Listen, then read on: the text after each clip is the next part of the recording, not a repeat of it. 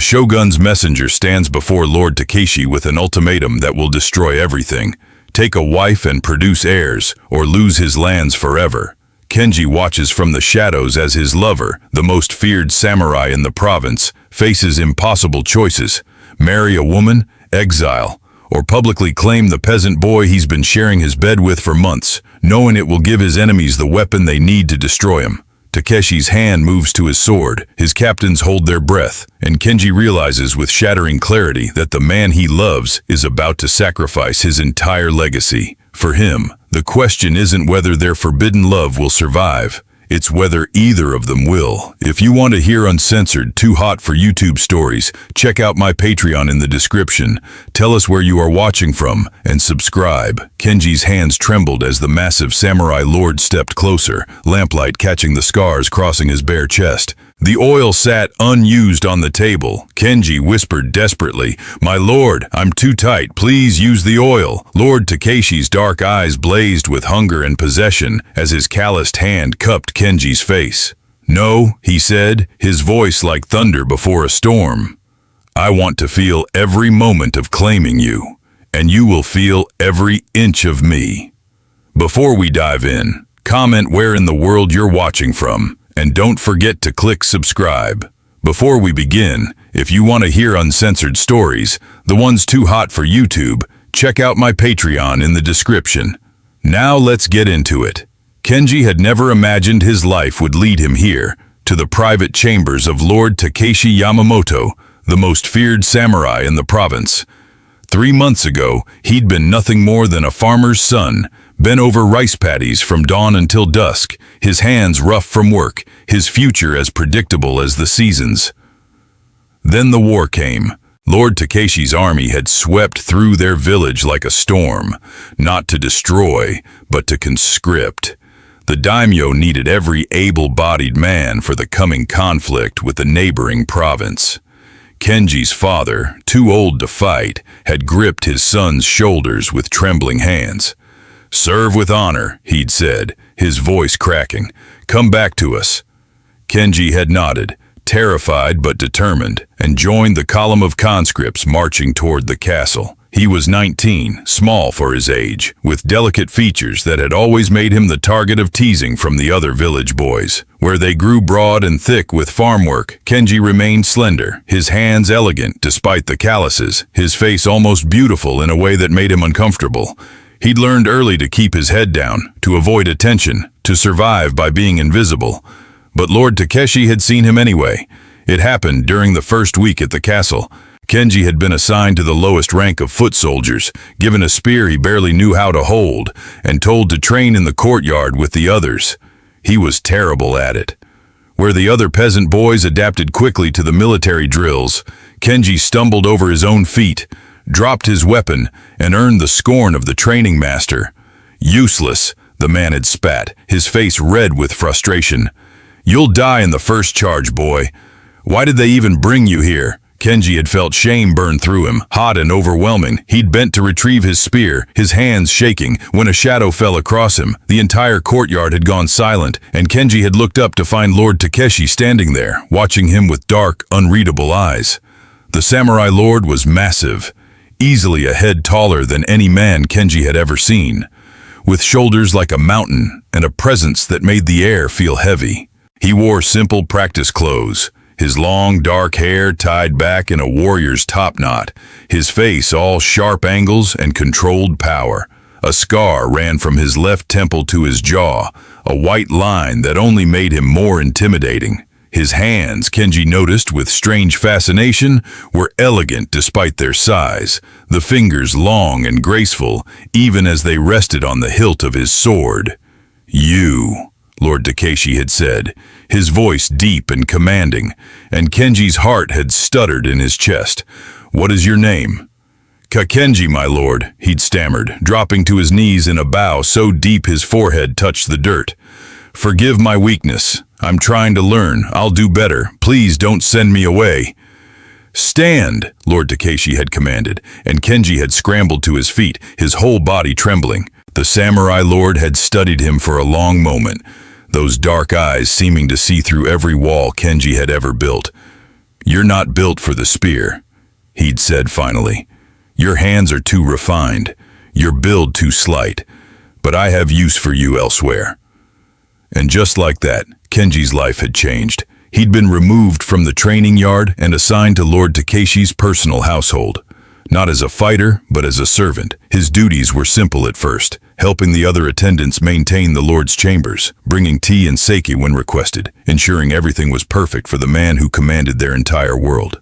Kenji had been grateful for the reprieve, relieved to be away from the brutal training yard where he'd been so clearly inadequate. But he'd also been terrified, because serving in Lord Takeshi's household meant being close to the man himself, and Lord Takeshi was unlike anyone Kenji had ever encountered. The other servants whispered about him constantly. They said he'd killed over 100 men in battle, that his sword skill was legendary, that he could cut through 3 enemies with a single stroke. They said he never smiled, never showed weakness, that he was carved from stone and ice. They said he'd been married once, years ago, but his wife had died in childbirth along with their son, and since then he'd withdrawn into himself, becoming more warrior than man. But Kenji discovered something the other servants didn't see. Lord Takeshi was lonely. It showed in small ways, in the long silences when Kenji brought his evening tea, in the way the samurai lord would sit by the window of his chambers and stare out at the mountains for hours, in the weariness that sometimes crossed his face when he thought no one was watching. The man who commanded absolute authority, who held the power of life and death over thousands, was utterly alone in his fortress of duty and honor. Kenji felt drawn to that loneliness in a way he couldn't explain. He began paying closer attention when he served Lord Takeshi. He learned the man's preferences without being told, bringing tea at exactly the right temperature, ensuring the lamps were lit just as the sun set, laying out sleeping robes with quiet efficiency. He learned that Lord Takeshi read poetry late at night, that he practiced calligraphy to calm his mind after strategy sessions, that he preferred silence to meaningless conversation. And Lord Takeshi, Kenji realized with growing awareness, was watching him in return. It started with glances that lingered a fraction too long. Kenji would look up from pouring tea and find those dark eyes fixed on him with an intensity that made his breath catch. Sometimes Lord Takeshi would ask him questions, simple things about his family, his village, his life before the war. Kenji would answer hesitantly, unused to anyone of rank caring about his existence, and Lord Takeshi would listen with complete attention, as if every word mattered. The awareness between them grew like bamboo shoots after rain, impossible to ignore. Kenji found himself thinking about Lord Takeshi at strange moments, during his duties and in the servants' quarters at night. He thought about the samurai lord's hands, so elegant and deadly. He thought about the way Lord Takeshi moved, with a warrior's controlled grace that made every gesture purposeful. He thought about his voice, deep and commanding but capable of surprising gentleness when they were alone. And most dangerously, Kenji began to notice his own body's responses when he was near Lord Takeshi, the way his pulse would quicken when those dark eyes found him across the room, the heat that would flood through him when their fingers accidentally brushed during the exchange of a teacup, the strange, unfamiliar ache low in his belly when he watched Lord Takeshi practice sword forms in the courtyard, his body moving with lethal beauty, sweat glistening on bare skin. Kenji had never felt desire before. He'd grown up in a small village where such things were never discussed, where the only future for a peasant boy was marriage to a suitable girl and a life of farming. He'd never questioned it, never thought there might be anything else, anything different. But now, serving Lord Takeshi, he felt something awakening inside him, something urgent and confusing and absolutely forbidden, because he was beginning to want the samurai lord in ways that terrified him. 2 months into his service, everything changed. It was late evening, and Kenji had been dismissed by the other servants for the night. But he'd forgotten to refill the oil lamps in Lord Takeshi's private study, and he'd crept back through the darkened corridors to correct his mistake. He'd expected the chambers to be empty. Lord Takeshi usually met with his captains at this hour. Instead, he'd slid open the screen to find Lord Takeshi standing by the window, stripped to the waist, his muscular back to the door. The lamplight cast shadows across his skin, highlighting every defined line of muscle, every scar from a lifetime of warfare. Kenji had frozen, his breath catching, unable to look away from the devastating sight. Lord Takeshi had turned, and their eyes had met across the room. "I forgot the lamps," Kenji had whispered, his voice barely audible. "Forgive me, my lord. I'll return later." "Stay," Lord Takeshi had commanded, and Kenji's feet had refused to move, his whole body locked in place by that single word. The samurai lord had crossed the room with predatory grace, stopping close enough that Kenji could feel the heat radiating from his bare skin. "You've been avoiding my eyes for weeks now. Why?" Kenji's mouth had gone dry. I haven't, my lord."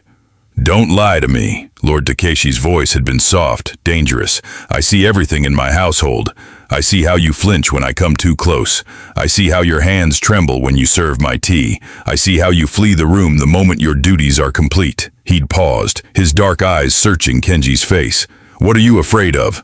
"Nothing, my lord." Kenji had lied desperately. "Then look at me." Kenji had forced himself to meet Lord Takeshi's gaze, and the intensity there had stolen his breath. The samurai lord had reached out slowly, giving Kenji time to pull away, and traced one elegant finger along his jaw. The touch had been feather-light, but it had sent electricity racing through Kenji's entire body. "You're beautiful," Lord Takeshi had said quietly, the words shocking in their directness.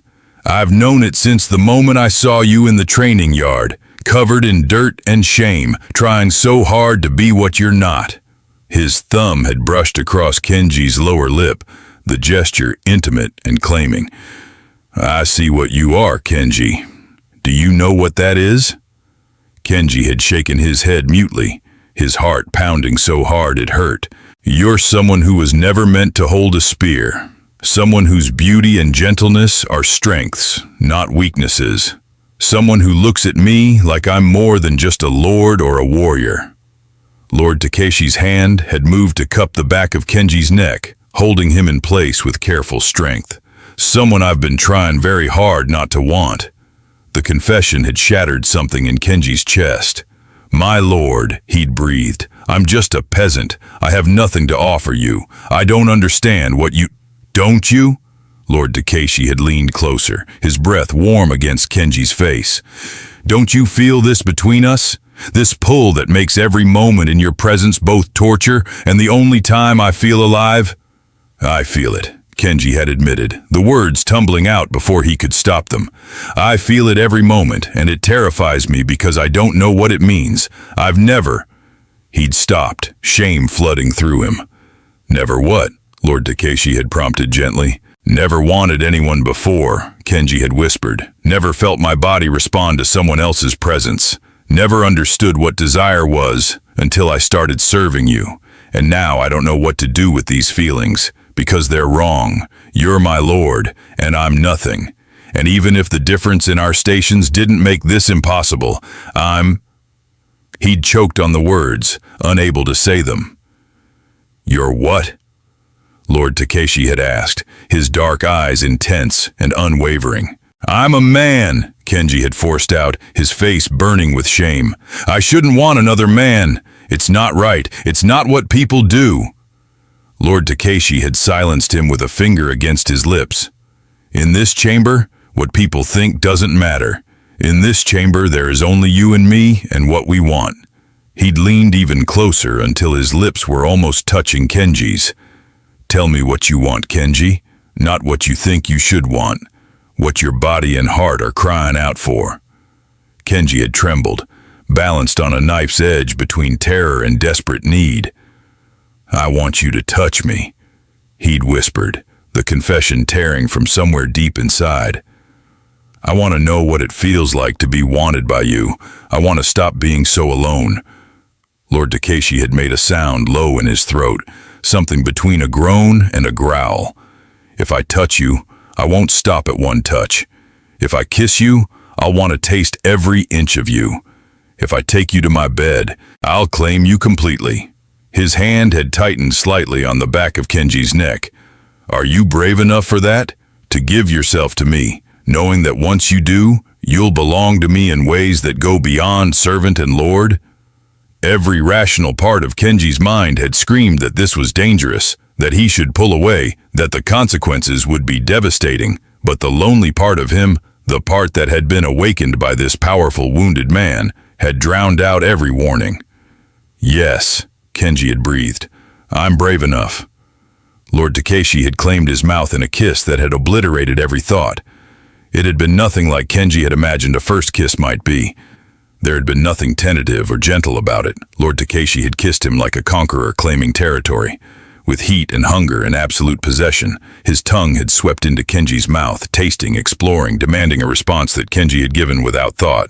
Kenji had melted against him, his hands coming up to grip Lord Takeshi's bare shoulders, feeling the hard muscle beneath his palms. The samurai lord had been so solid, so impossibly strong, and Kenji had felt fragile in comparison, delicate and utterly at his mercy. The contrast had made him dizzy with want.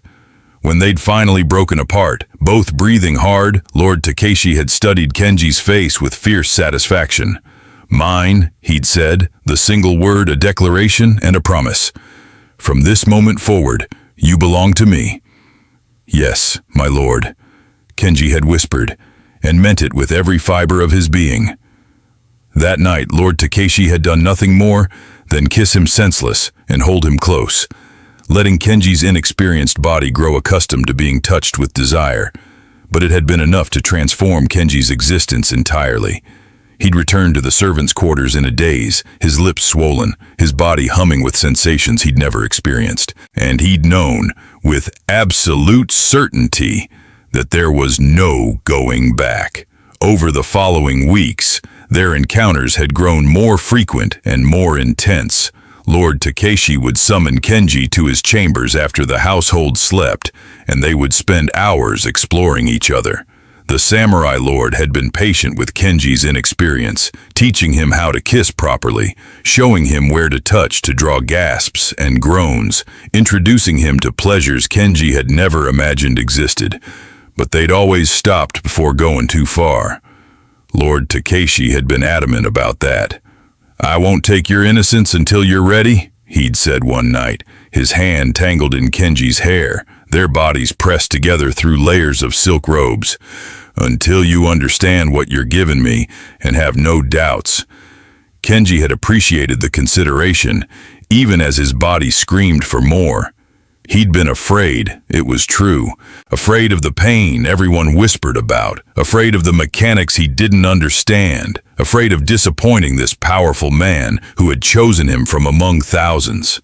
But mostly, he'd been afraid of how much he wanted it. He dreamed about Lord Takeshi every night, dreams that left him waking hard and aching, his body demanding something it had never known, dreams of being possessed completely, of surrendering every last piece of himself, of being claimed in the most intimate way possible.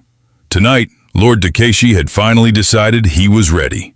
The summons had come just after sunset. Come to my private chambers, the message had said, carried by one of the other servants. Come prepared to stay the night.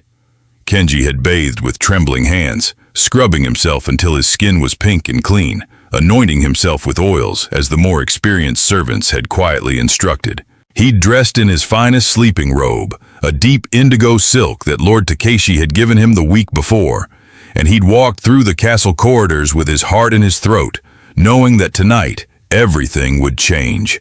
Now he stood in Lord Takeshi's private chambers, the screens closed against the world, lamplight casting everything in warm gold. Lord Takeshi had already bathed as well, his long dark hair loose around his shoulders, his body wrapped in a simple sleeping robe that did nothing to hide the powerful frame beneath. You came, Lord Takeshi said, his voice low and intimate. You summoned me, my lord, Kenji replied, trying to keep his voice steady even as his pulse raced. No. Lord Takeshi crossed the space between them, his movements deliberate and predatory. Tonight, I'm not your lord. Tonight, I'm the man who wants you more than his next breath, and you're not my servant. You're the one I choose to be with, in every way. He reached out and touched Kenji's face, his calloused fingers gentle against soft skin. Are you afraid? Yes, Kenji admitted, seeing no point in lying. But I want this anyway. I want you anyway. Lord Takeshi's eyes darkened with heat. I'll be careful with you. I'll make sure you're ready. But Kenji, I need you to understand something. He leaned down until their foreheads touched. Once I claim you, you're mine completely. Not just tonight, not just in this room. Mine in every way that matters, for as long as you want me. I want that, Kenji whispered. I want to belong to you. The kiss that followed was different from all the ones before. This one held promise and intent, hunger tempered with tenderness. Lord Takeshi's hands moved to the tie of Kenji's robe, working the knot free with practiced ease. The silk parted and fell open, exposing Kenji's slender body to the warm air and Lord Takeshi's burning gaze. Kenji fought the urge to cover himself, to hide from that intense scrutiny. He'd never been naked in front of anyone before, and the vulnerability was overwhelming. But Lord Takeshi's expression stopped any impulse to retreat. The samurai lord looked at him like he was seeing something precious, something rare and beautiful. Perfect, Lord Takeshi murmured, his hands tracing the lines of Kenji's shoulders, down his chest, mapping skin that had never been touched with desire. You're perfect, Kenji. Kenji's breath came faster as those elegant, deadly hands explored him. Lord Takeshi's touch was sure and confident, finding sensitive places that made Kenji gasp and arch involuntarily. When Lord Takeshi's fingers brushed across his chest, circling the small sensitive peaks there, Kenji made a sound he'd never heard himself make, something between a whimper and a moan. Responsive, Lord Takeshi said with satisfaction, doing it again and watching Kenji's reaction. I'm going to spend hours learning every sound you can make, every place that makes you tremble. He guided Kenji toward the sleeping platform, the thick futon already prepared with clean sheets and pillows. Kenji lay down on his back, his heart pounding, watching as Lord Takeshi removed his own robe with unhurried grace. The lamplight played across the samurai lord's body, highlighting every defined muscle, every battle scar, every intimidating inch of him. And Kenji saw, with a mixture of awe and apprehension, how much Lord Takeshi wanted him. The evidence was unmistakable and impressive, and fear suddenly spiked through the desire. Lord Takeshi noticed immediately. Breathe, he commanded gently, settling beside Kenji on the futon. We'll go slowly. I'll prepare you properly. Will it hurt? Kenji asked, his voice small. At first, probably, Lord Takeshi admitted, his honesty somehow reassuring. But I'll make sure the pleasure outweighs the pain. Trust me, Kenji, I've done this before. I know how to take care of you. Kenji nodded, trying to relax even as anxiety coiled in his stomach. Lord Takeshi kissed him again, long and deep, using his mouth and tongue to distract and arouse. His hands roamed Kenji's body, learning every curve and hollow, finding the sensitive spots that made Kenji forget his fear. When Lord Takeshi's hand wrapped around Kenji's arousal, the pleasure was so intense that Kenji cried out, his hips arching off the futon. No one had ever touched him there except himself, and Lord Takeshi's grip was firm and skilled, knowing exactly how to move to build sensation. That's it, Lord Takeshi encouraged, his voice like dark honey. Let yourself feel. Let me see how much you want this. Kenji was lost in sensation, his body responding to every touch with embarrassing eagerness. Lord Takeshi worked him expertly, bringing him to the edge again and again without letting him fall over. By the time Lord Takeshi reached for the small jar of oil on the table beside the futon, Kenji was trembling with need, desperate for something more. But as Lord Takeshi opened the jar and coated his fingers, Kenji's anxiety returned in full force. He watched those elegant fingers glisten in the lamplight and suddenly understood what was about to happen, how Lord Takeshi would prepare him, where those fingers would go. "Wait!" Kenji gasped, his voice tight with sudden panic. "My lord, please, He looked at the jar of oil, then at Lord Takeshi's impressive arousal, and fear overwhelmed him. "I don't think I can. You're too big, I'm too tight. Please use more oil, please." Lord Takeshi set the jar down deliberately and cupped Kenji's face in both hands, forcing their eyes to meet. "Listen to me," he said, his voice firm but kind. "I'm going to use my fingers first. I'm going to stretch you slowly, carefully, until you're ready for me. It will take time, but we have all night. And yes, I'll use oil. I'll use as much as we need. But Kenji, you need to trust me. Can you do that?" Kenji took a shaky breath, looking into those dark eyes that had seen him from the very beginning. "I trust you," he whispered. "Then surrender to me," Lord Takeshi said, kissing him softly. "Let me take care of you. Let me show you how good this can be." Lord Takeshi took his time, coating his fingers generously with oil before beginning his intimate exploration. The first touch was strange and intrusive. Kenji tensed immediately, his body resisting the unfamiliar sensation. But Lord Takeshi was patient, working slowly, using his other hand to stroke and distract, pressing kisses along Kenji's jaw and neck. "Breathe," he reminded Kenji. "Relax into it. I know it's strange, but you'll adjust." Gradually, Kenji's body did adjust. The initial discomfort faded as Lord Takeshi worked carefully, adding more oil, stretching gently. And then Lord Takeshi's finger found something inside him that made stars explode behind Kenji's eyelids. Pleasure so intense it bordered on pain, shooting through his entire body. "There," Lord Takeshi said with satisfaction, pressing that spot again and watching Kenji arch and cry out.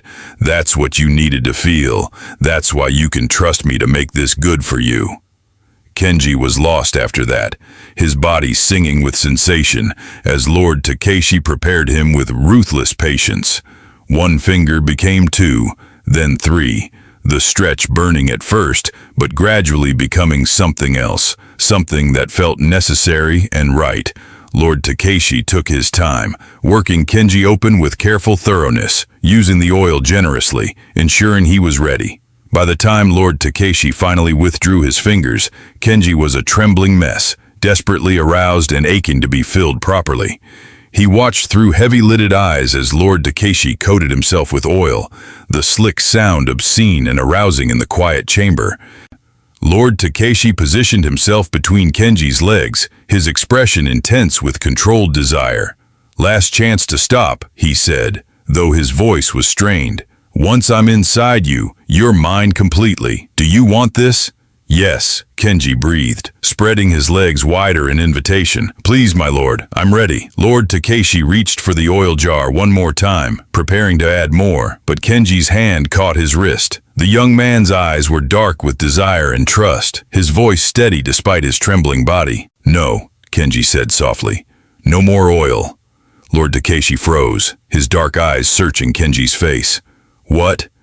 "I want to feel everything," Kenji explained, his cheeks flushing but his gaze unwavering. "You prepared me. I trust you.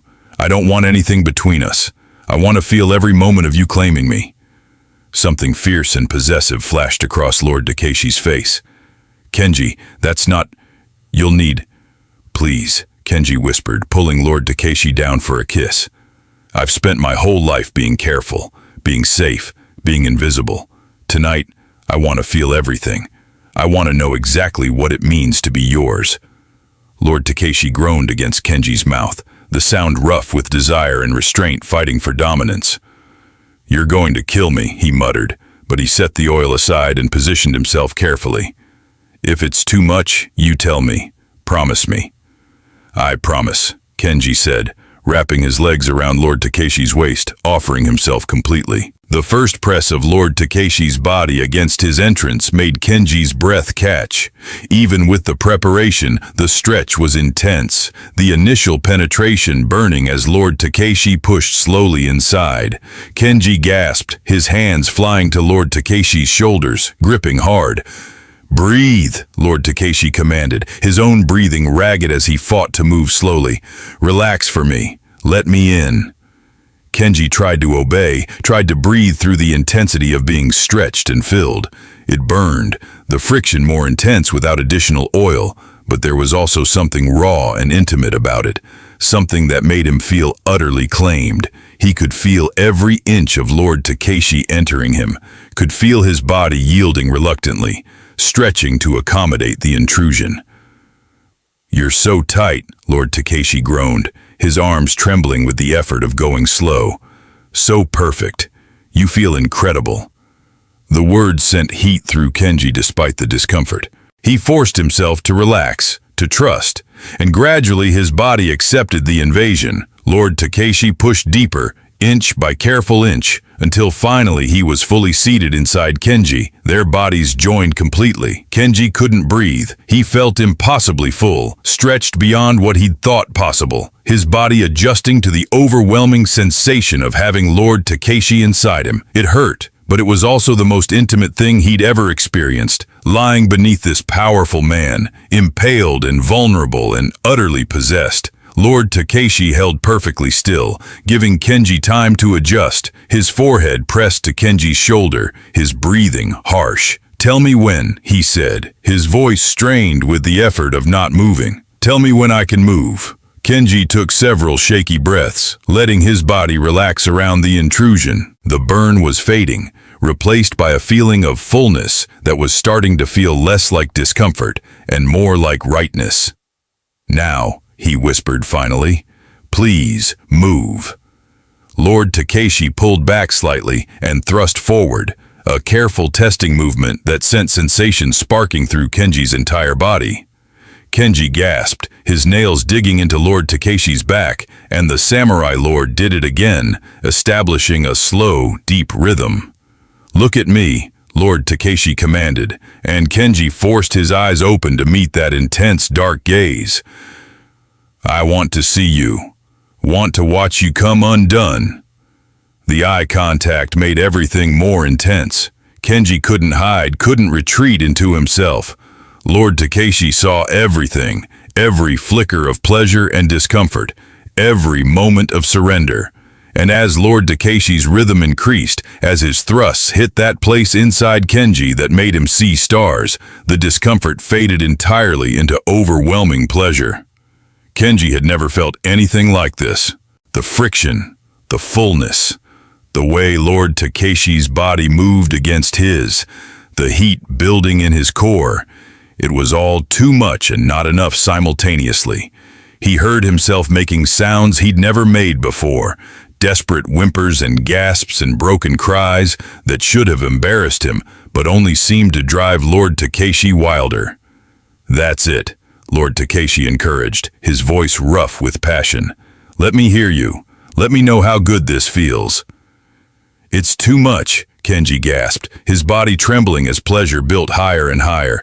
"I can't. I'm going to—" "Then let go," Lord Takeshi commanded, his hand wrapping around Kenji's arousal, stroking in time with his thrusts. "Come for me. Let me feel you."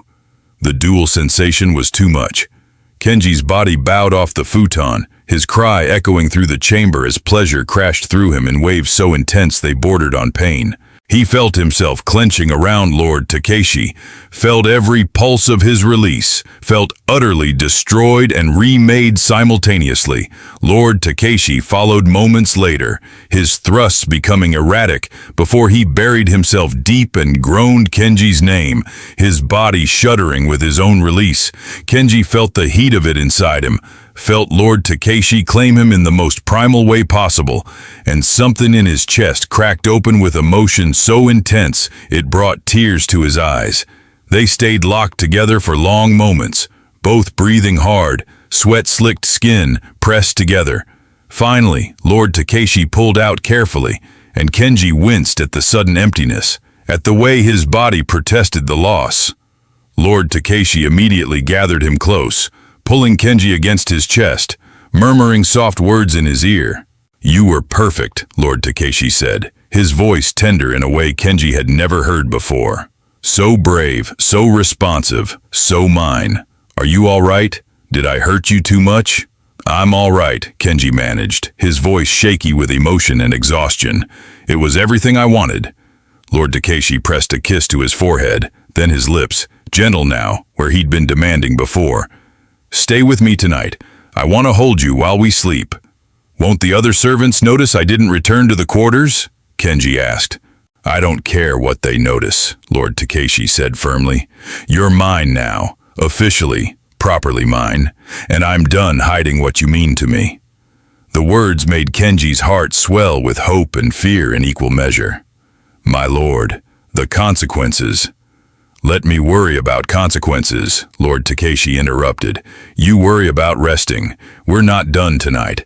I intend to claim you at least twice more before morning." Kenji's eyes widened. "Twice more?" Lord Takeshi smiled, that rare full smile that transformed his face. "I've been holding back for weeks, Kenji. Now that I've finally had you, I find I'm insatiable. I hope you're prepared for that." Kenji wasn't sure he was prepared for anything that had happened tonight, but he found himself smiling back anyway. "I'll do my best, my lord." "Good," Lord Takeshi said, pulling the sleeping cover over them both and settling Kenji more comfortably against his side. "Sleep for a bit. Recover. Then I'll show you what else I've been dreaming about doing to you." Kenji closed his eyes, listening to the steady beat of Lord Takeshi's heart beneath his ear, feeling safe and claimed and utterly transformed. His body ached in ways he'd never experienced, tender and used and marked by what they'd done. But beneath the physical sensations was something deeper, a certainty that his life had changed irrevocably tonight. He belonged to Lord Takeshi now, in ways that went far beyond the duties of a servant. And somehow, impossibly, Lord Takeshi belonged to him as well. Kenji woke to the sensation of lips tracing the curve of his spine, soft kisses pressed between his shoulder blades that made him shiver despite the warmth of the chamber. Dawn light filtered through the paper screens, painting everything in soft gold, and for a moment he couldn't remember where he was or why his body felt so deliciously sore. Then Lord Takeshi's hand slid around to rest possessively on his hip, and everything came flooding back. "Good morning," Lord Takeshi murmured against his skin, his voice still rough from sleep. "How do you feel?" Kenji took inventory of his body. He ached in places he'd never ached before, a deep tenderness that was somehow satisfying rather than unpleasant. His skin felt sensitive everywhere Lord Takeshi had touched him, marked by invisible claims. And low in his belly, beneath the soreness, was a warmth that spoke of being thoroughly possessed. "Different," Kenji admitted, rolling over to face Lord Takeshi. "Changed." "Regrets?" There was vulnerability in the question, a flash of uncertainty in those usually confident dark eyes. "None," Kenji said firmly, reaching up to touch Lord Takeshi's face, tracing the white scar that ran from temple to jaw. "I meant what I said last night. I'm yours." Lord Takeshi caught his hand and pressed a kiss to his palm. "Good, because I'm not letting you go." He pulled Kenji closer, their bodies fitting together naturally. "I should let you rest, let you recover, but I find myself wanting you again already." Kenji felt his body respond to the words, heat stirring despite the tenderness. "Then have me," he whispered. "I'm yours to take whenever you want." This time was different from the night before. Lord Takeshi was slower, more exploratory, taking his time to learn Kenji's body in the morning light. He used oil generously this time, preparing Kenji with patient thoroughness until the young man was trembling and begging, and when Lord Takeshi finally entered him, the stretch was easier, Kenji's body remembering and accepting the intrusion with less resistance. They moved together lazily, building pleasure with unhurried patience. Lord Takeshi whispered words of praise and possession in Kenji's ear, telling him how perfect he felt, how beautiful he looked, how thoroughly he belonged to the samurai lord now. And when they both found release, it was gentler than the night before, but no less intense, leaving them tangled together and breathing hard. Afterward, Lord Takeshi helped Kenji bathe in the private washing chamber attached to his rooms. He was surprisingly tender, washing Kenji's hair with careful hands, soothing the soreness with warm water, checking to make sure he hadn't been hurt too badly. The intimacy of being cared for like this was almost more overwhelming than the physical joining had been. "I need to attend morning strategy meetings," Lord Takeshi said reluctantly as they dressed. "But I want you to rest today, no duties. Stay in my chambers and recover." "The other servants will notice," Kenji protested. "They'll talk." "Let them talk," Lord Takeshi said firmly. "I told you last night, I'm done hiding what you are to me." He pulled Kenji close for one last kiss. "You're not just my servant anymore. You're my lover, my chosen companion, and everyone in this castle will know it." The declaration should have terrified Kenji. Instead, it made warmth bloom in his chest. What if they don't approve? What if they think I'm taking advantage of your favor? Then they can take their disapproval elsewhere, Lord Takeshi said, with a hint of steel in his voice. I'm the Lord here, my choices are not subject to their judgment. But as the days passed, Kenji discovered that Lord Takeshi's absolute authority couldn't shield them from every consequence of their relationship. The other servants noticed immediately, of course. Kenji didn't return to the servant quarters that first night, or the second, or the third. He moved his few possessions into Lord Takeshi's private chambers and took up permanent residence there. Some of the servants were merely curious, others jealous, a few genuinely happy for him.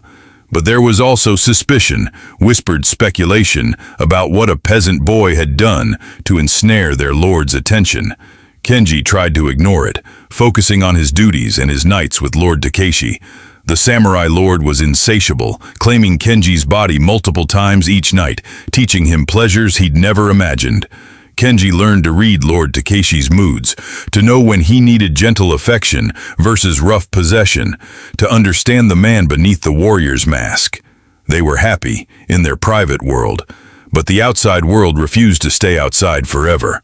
The first real problem came from Lord Takeshi's captains.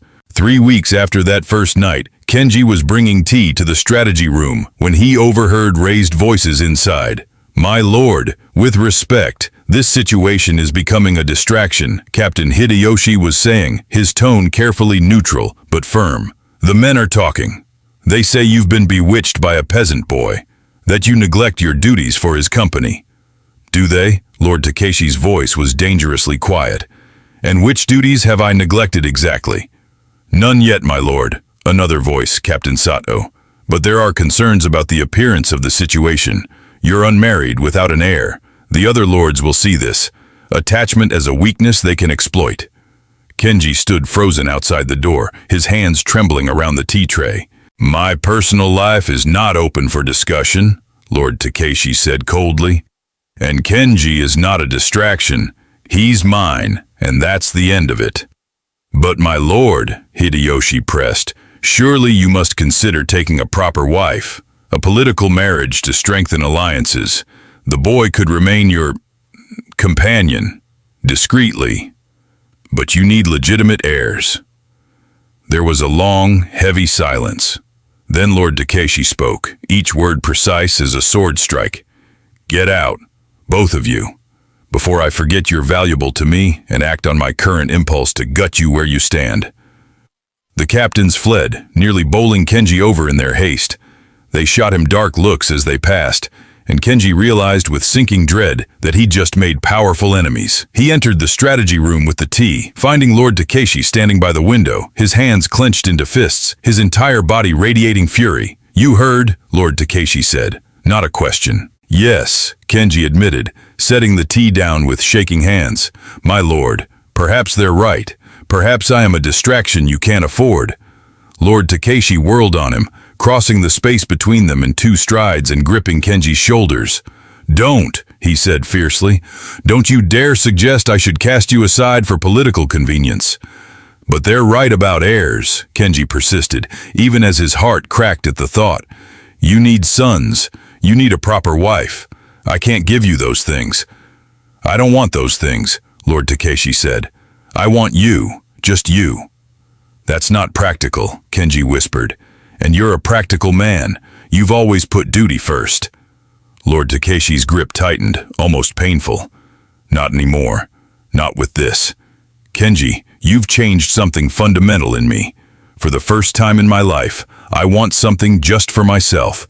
Not for the clan, not for politics, not for duty, just for me. Can you understand that?" Kenji did understand. He felt the same desperate need, the same certainty that what they had was worth fighting for. But he also understood the reality of their positions. "I love you," he said, the words emerging for the first time. "But I don't want to be the reason you lose everything you've built." Lord Takeshi's expression softened. "You love me?" "Of course I love you," Kenji said, tears burning in his eyes. "How could I not? You've given me everything, shown me what it means to be valued, to be wanted. "But my lord—" "Takeshi," Lord Takeshi interrupted. "When we're alone, call me Takeshi. I need to hear my name from your lips, not my title." "Takeshi," Kenji repeated, the intimacy of it making his chest tight. "Takeshi, I don't know how we make this work. The world isn't kind to people like us." "Then we'll make our own world," Takeshi said firmly. "Inside these walls, we make the rules, and anyone who doesn't like it can answer to my sword." But making their own rules proved more difficult than either of them anticipated. Word of Lord Takeshi's relationship with his male servant spread beyond the castle walls. Other daimyo heard the rumors and sent careful probing letters. Some expressed concern for Lord Takeshi's judgment. Others hinted at opportunities to exploit this perceived weakness, and a few were openly hostile, suggesting that such behavior was shameful and unbefitting a warrior. The pressure mounted slowly but inexorably. Lord Takeshi's advisors became more insistent about the need for a political marriage. His allies in other provinces began questioning his leadership, and dark whispers circulated about what would happen to his lands if he died without legitimate heirs. How other lords would swoop in to claim his territory. Through it all, Takeshi remained defiant, but Kenji could see the strain wearing on him, the way the joy faded from his eyes when messengers arrived with more political complications, the tension that never quite left his shoulders. 2 months after their first night together, everything came to a head. A delegation arrived from the capital, sent by the shogun himself. They carried an official summons. Lord Takeshi was to appear before the shogun to answer questions about his fitness to rule. The implication was clear. If he couldn't or wouldn't conform to proper behavior, his lands and title might be forfeit. Kenji found Takeshi in his private chambers that evening, staring at the summons with an expression of cold rage. "I have to go," Takeshi said without preamble. "In 1 week. I'll be gone for at least a month, possibly longer depending on the shogun's mood." "What will you tell him?" Kenji asked quietly. "The truth," Takeshi said, "that I've chosen my companion and I won't apologize for it, that my personal relationships don't affect my ability to serve. And if he disagrees, if he strips your title," Takeshi's jaw clenched, "then I'll become Ronin, a masterless samurai. I'll take my sword and leave, and I'll take you with me." The idea was simultaneously romantic and terrifying. "You'd give up everything for me?" "Everything," Takeshi confirmed, finally looking at him. "My title, my lands, my position. I'd walk away from it all if it meant keeping you." Kenji's heart swelled and broke simultaneously. "I can't let you do that." "You don't get a choice," Takeshi said, crossing to him and pulling him close. "I've made my decision. You're more important than any title, any castle, any political game. If they force me to choose, I choose you." They made love that night with desperate intensity, both aware that their time together might be running out. Takeshi claimed Kenji's body over and over, as if he could mark him so thoroughly that nothing could separate them. And Kenji surrendered completely, offering everything he had, everything he was. The week before Takeshi's departure was torture. They spent every possible moment together, stealing time between official duties, holding each other through the nights. Takeshi taught Kenji basic sword forms, wanting him to be able to defend himself. Kenji memorized every detail of Takeshi's face, his voice, his touch, afraid he might forget if they were separated too long. The night before Takeshi was to leave, Kenji made a decision. He waited until Takeshi was deep in strategy discussions with his most trusted captains, then slipped out of the castle. He made his way through the darkened streets to a small temple on the outskirts of the town, where he'd heard a wise monk resided. The monk was elderly, his face creased with decades of wisdom. He listened without judgment as Kenji explained his situation, the love he felt for Lord Takeshi, the impossible position they found themselves in.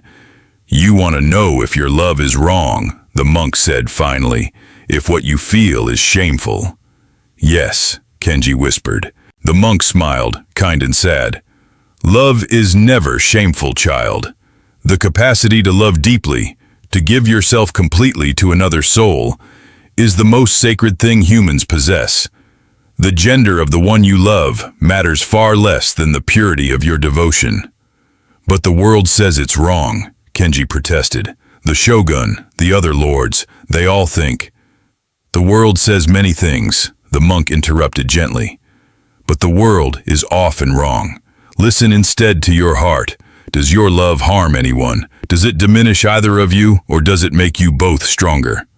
It makes us stronger, Kenji said with certainty.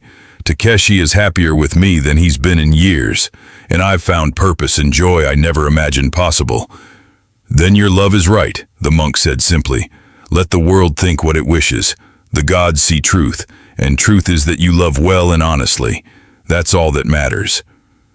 The words settled something in Kenji's chest. He thanked the monk and returned to the castle, finding Takeshi pacing their chambers with worry. Where were you? Takeshi demanded, pulling him close. I thought something had happened to you. I needed wisdom, Kenji said, and I found it. He looked up at Takeshi, determination replacing the fear that had plagued him for weeks. Whatever the shogun says, whatever consequences we face, I'm not leaving your side.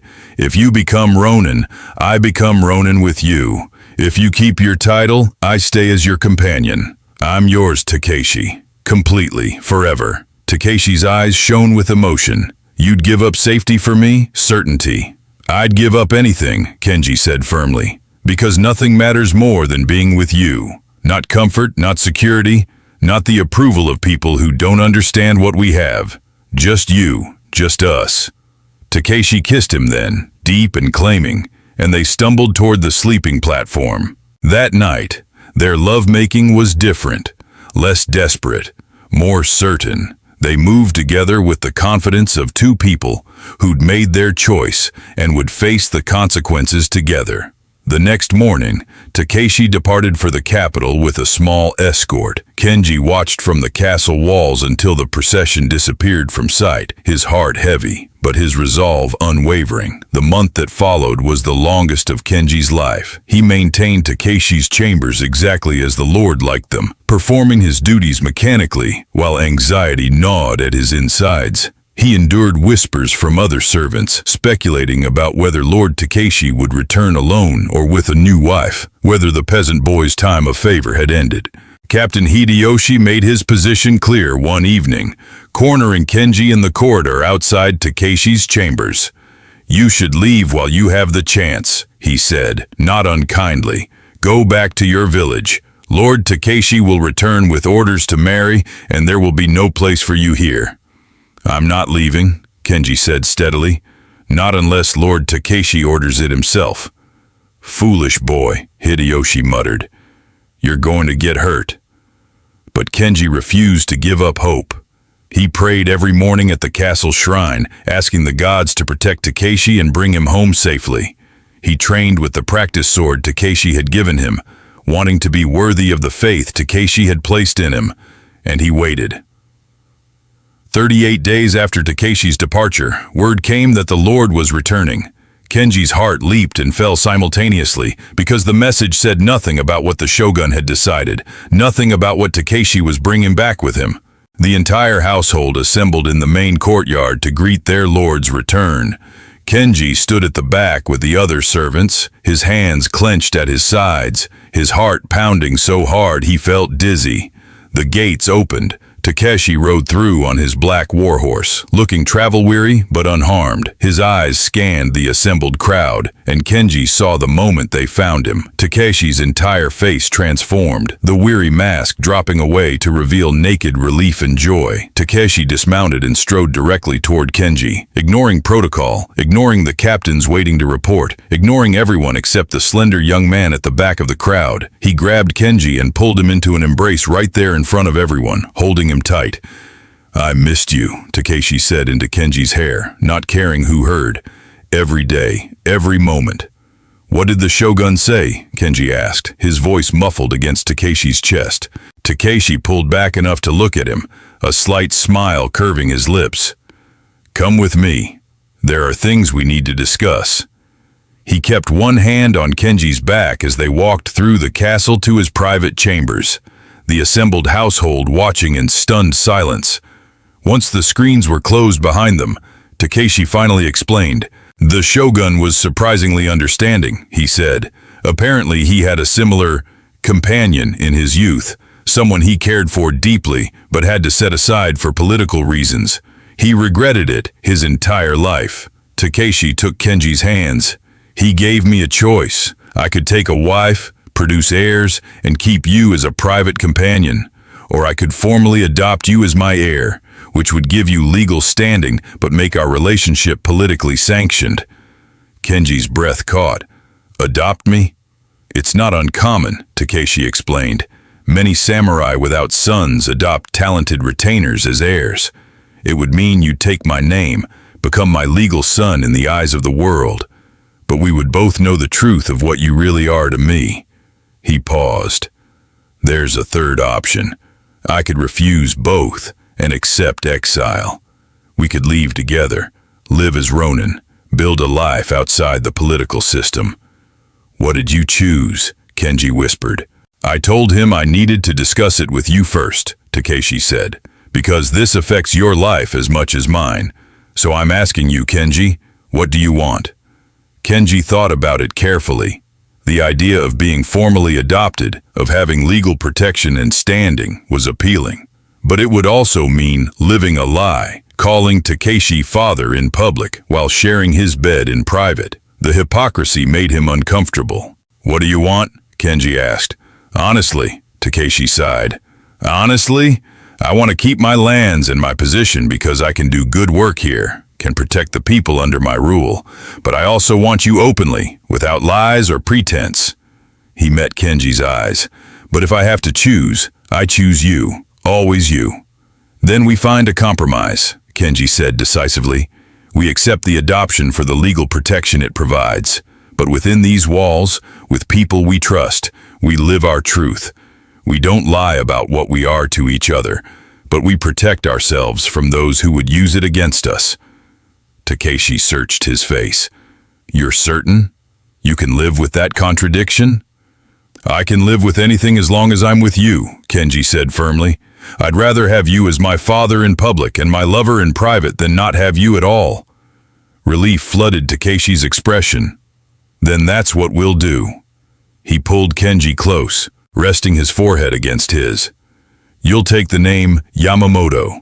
You'll be trained in administration and warfare so no one questions your fitness as heir. And at night, in our private chambers, you'll be mine in every way that matters. I'm already yours in every way that matters, Kenji corrected softly. The legal documents just make it official. They sealed the decision the way they sealed everything important, with kisses that led to desperate touches, clothes falling away, bodies joining with familiar urgency. Takeshi claimed Kenji on the sleeping platform with possessive intensity, as if marking his territory after the long absence, and Kenji surrendered gladly, his body remembering and welcoming the intrusion, the stretch and fullness that meant Takeshi was home. The adoption was formalized within the week. Kenji officially became Kenji Yamamoto, heir to Lord Takeshi Yamamoto's lands and titles. The announcement was met with mixed reactions. Surprise from some, suspicion from others, but acceptance from most because Lord Takeshi's word was law in his domain. The captains who had pushed for a political marriage were forced to accept the new reality. Captain Hideyoshi, to his credit, approached Kenji a few days after the announcement with a formal bow. I owe you an apology, he said gruffly. I underestimated both your importance to our Lord and your own strength. You've made him happier than I've seen him in years. That's worth more than political alliances. Kenji accepted the apology with grace, understanding that Hideyoshi had only been trying to protect Takeshi in his own way. Life settled into a new pattern. By day, Kenji trained in administration and sword work, learning everything he'd need to know to eventually inherit Takeshi's position. He proved surprisingly adept at both, his intelligence and attention to detail serving him well in managing accounts and strategy. He would never be the warrior Takeshi was, but he became competent enough to defend himself and lead troops if necessary. By night, behind closed screens, they were simply Takeshi and Kenji again, lovers who couldn't get enough of each other, who made love with passionate intensity, who talked until dawn about their hopes and fears and dreams. The household gradually accepted their relationship, growing accustomed to seeing Kenji at Takeshi's side, wielding authority as the designated heir. Some even commented that the young heir had a softening effect on their lord, making him more approachable, more human. But it wasn't always easy. There were still lords who whispered about the unnatural relationship, who questioned the legitimacy of Takeshi's heir. There were still moments when Kenji felt the weight of being different, of loving someone the world said he shouldn't love. During one particularly difficult week, after a visiting daimyo had made pointed comments about the lack of blood ties between Takeshi and his heir, Kenji found himself struggling with doubt. "Do you ever regret it?" he asked Takeshi one night as they lay together in the darkness. "Choosing me instead of taking a wife and having real sons?" Takeshi rolled over to face him, his expression serious in the moonlight filtering through the screens. "Listen to me very carefully, Kenji. You are my real son in the eyes of the law. But more than that, you're my chosen companion, my lover, my heart. I don't regret a single decision that brought us together. Do you understand?" "I just worry that I'm not enough," Kenji admitted. "That one day you'll wake up and realize what you've sacrificed for me." "You're everything," Takeshi said fiercely, pulling Kenji on top of him. "And the only sacrifice would have been losing you. Now stop thinking and let me show you exactly how much you mean to me." He proceeded to do exactly that, taking Kenji apart with skillful hands and mouth, making love to him until Kenji was boneless and satisfied, all doubts temporarily silenced by the physical proof of Takeshi's devotion. The years that followed brought both challenges and joys. Takeshi's leadership remained strong, his lands prosperous and well defended. Kenji grew into his role as heir, earning respect through his intelligence and dedication. They weathered political storms and social judgment, always presenting a united front. Their private life remained passionate and tender. They never tired of each other, finding new ways to express their love, new depths to their intimacy. Takeshi continued to be insatiable, claiming Kenji's body regularly with the same intensity as that first night, and Kenji continued to surrender gladly, finding transcendence in belonging completely to this powerful, complex man. On the 5th anniversary of the night Kenji had first given himself to Takeshi, they held a private ceremony in their chambers. They exchanged cups of sake, a ritual that symbolized binding their lives together forever. It wasn't a legal marriage, but it was a marriage of hearts, a promise to stand together until death. 5 years, Takeshi said, holding Kenji close after they'd sealed their vows with lovemaking. 5 years since you changed my entire world. 5 years since you taught me what it means to be truly alive, Kenji countered, tracing patterns on Takeshi's chest. Do you remember what I said that first night? That I was too tight and begged for oil? Takeshi laughed, the sound rare and precious. How could I forget? You were terrified and brave all at once. I was afraid of so many things, Kenji reflected. The pain, the unknown, what it would mean to be yours. But I wasn't afraid of you. I've never been afraid of you.